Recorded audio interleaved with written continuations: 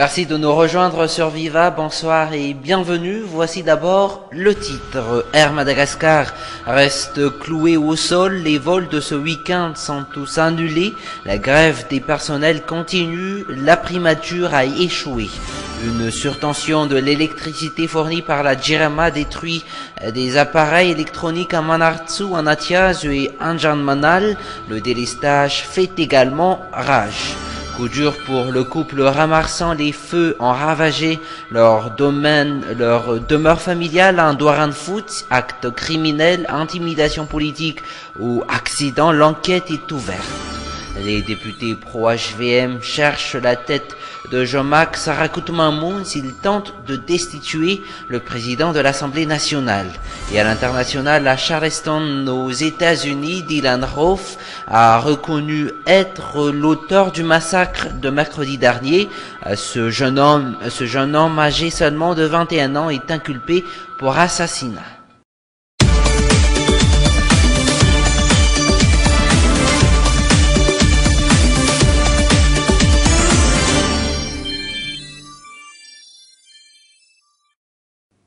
Jean Ravelnariv rate son coup. La médiation de la primature dans le cadre de l'affaire de la compagnie Air Madagascar a échoué. Les deux parties campent sur leurs positions respectives. D'abord, la direction générale qui décide de maintenir les sanctions à l'encontre des meneurs de grève, puis les syndicats. Les syndicalistes, eux, ils n'ont pas cédé. Le point avec Aris Ariel. Des rencontres avec la presse, presque quotidiennes. La direction et les leaders syndicaux de la compagnie Air Madagascar se succédaient cette semaine. La situation reste donc bloquée. Donc, j'étais parmi ceux qui ont assisté à la médiation. Je dirais une médiation, ce n'était même pas une médiation, puisque pour une médiation, il faut savoir déjà qu'il faut les deux protagonistes. Donc, on était uniquement les délégués d'Air Madagascar qui ont été reçus par le Premier ministre. Le Premier ministre avait argué la suspension des sanctions envers les délégués et qu'on puisse reprendre le lendemain même, c'est-à-dire arrêter la grève, ce qui, pour nous, n'a pas plu à la base. Donc aujourd'hui, on peut dire que cette médiation est un échec. Et nous revenons dans le processus normal défini par la loi, qui est le conseil d'arbitrage après l'échec même de la médiation auprès de l'inspection du travail. La médiation de Mazoriv n'a pas abouti. Les personnels de la compagnie maintiennent leurs revendications tout en réclamant la levée de toute sanction à l'encontre des leaders syndicaux. Des sanctions illégales et illégitimes pour eux. C'est que tout le monde, pour solutionner cette grève, parce qu'il était pilote avant d'être Premier ministre. Il doit savoir l'état d'âme d'un pilote pour dire comme quoi j'accepte, ce n'est pas une réquisition.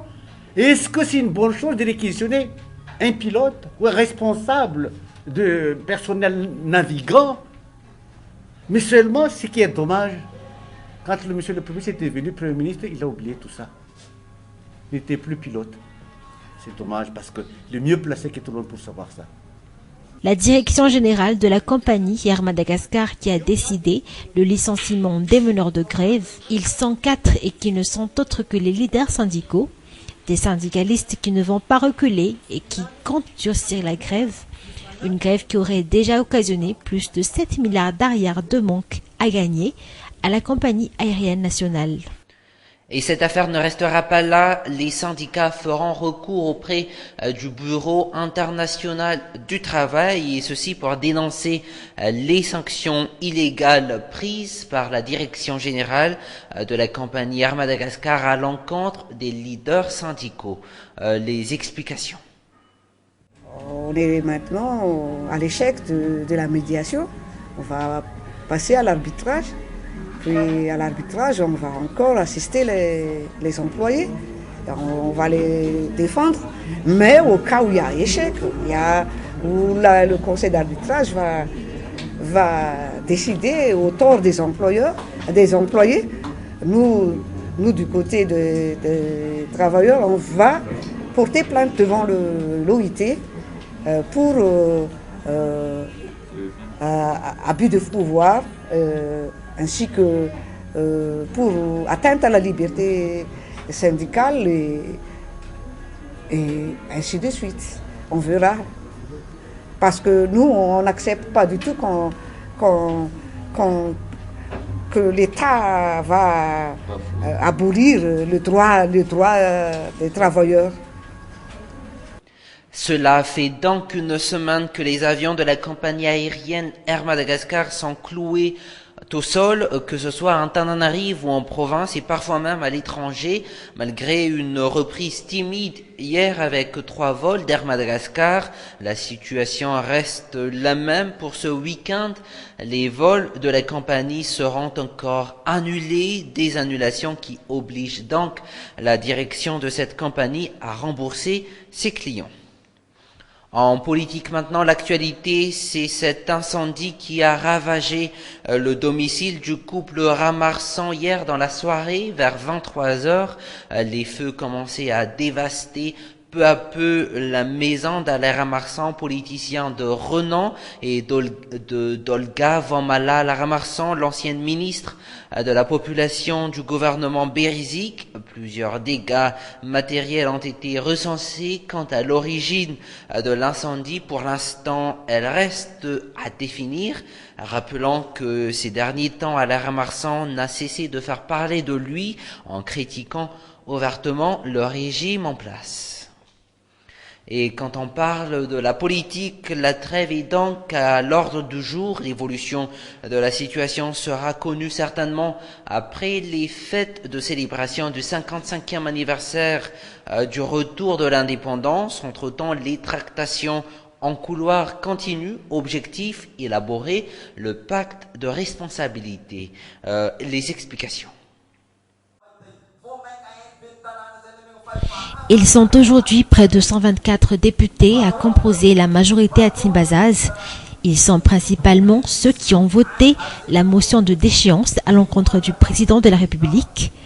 Et Radzonar Mampian devrait ainsi collaborer avec ses députés pour trouver une stabilité, un équilibre qui serait encore loin, sachant que la plupart des députés, à l'exception de ceux de la mouvance Ravalmanan, refusent la continuité de cette collaboration. Les élus du parti Tim qui souhaitent siéger à Mazoriv et proposer celui qui remplacera Jean Ravelnariv à la tête du gouvernement. Une position qui aurait été décidée lors de la dernière réunion conduite par Marc Ravalmanan à Faravouch. Par ailleurs, ceux de l'alliance Amboudvouna maintiennent leur position. Aucune négociation devant un non-respect et une violation de la loi fondamentale. L'évolution des affaires nationales se désignera après les fêtes. Comme chaque année, les députés ont déjà repris la route pour célébrer aux côtés de ses électeurs la fête nationale et cette année, le 55e anniversaire du retour de l'indépendance. Retour de manivelle pour Jean-Max Rakoutmamoun, les députés pro-HVM, ceux qui se sont opposés ouvertement à la motion de déchéance à l'encontre du président de la République, se sont retournés contre lui après la décision de la Haute Cour constitutionnelle. Ils veulent le déchoir et reprendre ainsi le perchoir. Le député élu dans le district d'Adzimjan confirme cette information en invitant les membres de l'instance dirigeante de la Chambre basse à démissionner. Je vous propose d'écouter John Rangier Malal. Le bureau permanent n'effectue pas de bonne et due forme leurs fonctions. Voilà pourquoi la raison de cette demande, dont toujours les séances plénières auront pris fin au sein de l'Assemblée nationale. Les ordres du jour ne peuvent pourtant être votés en une journée. Donc pour ma part, il serait préférable que tous les membres du bureau permanent démissionnent. D'ailleurs, si tous les députés se rendent à ma vie, je ne trouve pas de problème à leur démission. Dans un tout autre sujet, une surtension de l'électricité fournie par la Jirama détruit des appareils électroniques à Manartsu, à Vond, à Natiazu, Isuch et à Janmanal hier soir. Une grande perte pour la plupart des habitants de ces quartiers, des populations qui œuvrent dans le commerce utilisant ainsi de l'électricité, des quartiers qui vivent depuis près d'une semaine dans le noir. reportage. Nous sommes à Manartsuisuch, un quartier de la ville basse de la capitale. On est souvent victime de ce court-circuit, ce n'est pas la première fois. Ce poteau a encore court-circuité hier soir. Tous les appareils comme la télévision, le réfrigérateur, les ordinateurs de nos voisins sont endommagés. Pour cause, rien ne va, on ne peut rien faire. Un quartier qui vivait dans le noir depuis aujourd'hui une semaine pour cause de délestage et qui a vécu hier une surtension causée par un court-circuit.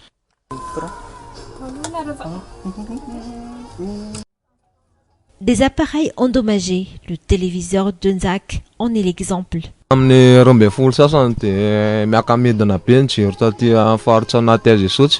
La tension a commencé à diminuer alors que notre télévision est allumée et d'un coup c'est le noir.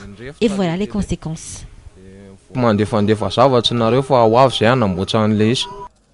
Les coupures de courant sévissent également sur cette zone. La population se plaigne, leur commerce ne fonctionne plus comme il faut. Martine en témoigne.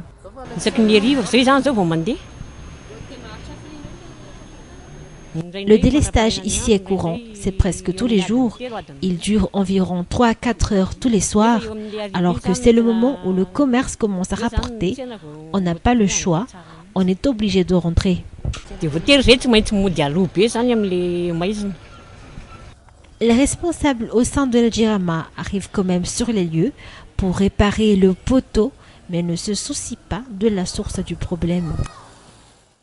Merci de votre attention. L'équipe de la rédaction vous donne donc rendez-vous lundi à la même heure. Sur ce, je vous souhaite de passer une excellente soirée en compagnie de Viva et je souhaite également une joyeuse fête de père à tous les papas. Au revoir. Raha misy zava-mitranga tazanao afakely mahavarina vaovao-piarahamonina dia alefaso ny sary horonan-tsary sy ny feo ao amin'ny viva maso mahita @gmail.com